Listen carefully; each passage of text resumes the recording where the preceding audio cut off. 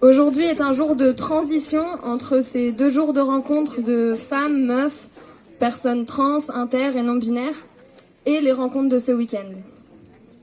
C'était la première fois qu'on accueillait sur ce territoire une rencontre en mixité choisie d'une telle ampleur.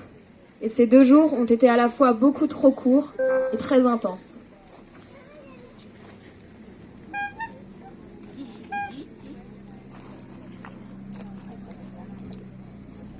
Durant ces 2 jours, dans un même espace, on dialoguait différents mondes et différentes perspectives de lutte. Grâce à cet espace qui a été construit par tous, nous avons compris ou été confortés par la nécessité de vivre un monde dans lequel la compréhension de nos différences soit ce qui le nourrisse et le dessine.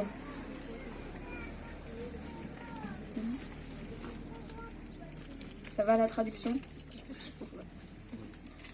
Sur ce territoire en résistance, traversé par différents bouleversements, mais aussi des victoires, nous avons semé ensemble des graines qui, pour rester en vie et grandir, ont besoin de nos forces vives et collectives. On est très heureuse de s'être rencontrées avec nos différences pour partager nos cheminements, confronter nos idées, se confronter à l'inconfort qu'ont généré certains moments et accepter de construire et déconstruire nos idéaux.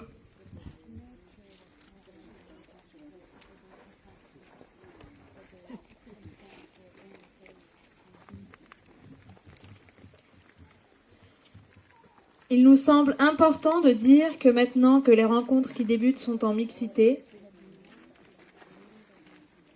nous voulons poursuivre ces prochains jours avec une ambiance respectueuse, constructive et cohérente avec les espaces que nous avons réfléchis ensemble.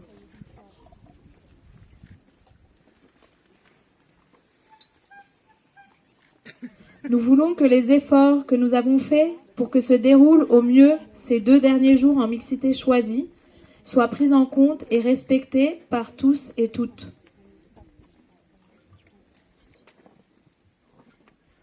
Rendre ou garder cet espace confortable, c'est rester disponible à la discussion ou à la remise en question.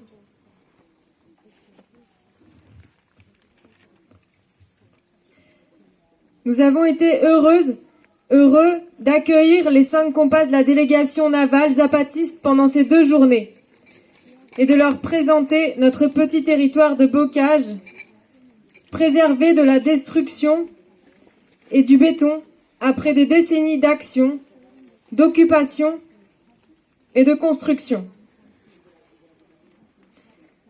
Les compas ont dû repartir ce matin pour continuer à s'organiser et dans la perspective d'accueillir en France le reste de la délégation aérienne toujours bloquée au Mexique. Aujourd'hui, un rassemblement était organisé devant la préfecture pour réaffirmer notre volonté que les frontières s'ouvrent pour elles comme nous souhaitons qu'elles s'ouvrent pour toutes celles et ceux qui y restent bloqués actuellement.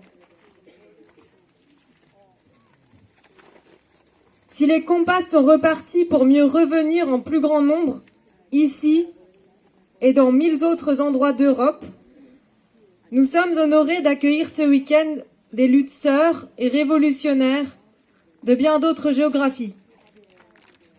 Du Kurdistan, du Tchad, du Soudan, de Kanaki, d'Angleterre ou d'Italie.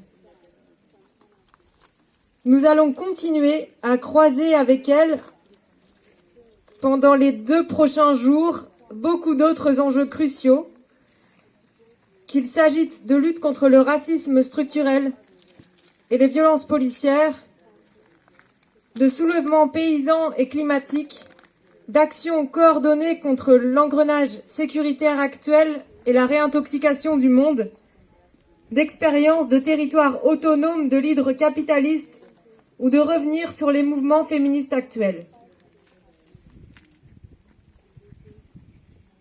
Nous avons pris pour habitude sur la ZAD d'accompagner les saisons, les épreuves, les moments marquants pour notre communauté de lutte par des rituels. Nous souhaitions donc en proposer un ce soir pour le voyage pour la vie, celui des apatistes et celui que nous portons toutes et tous.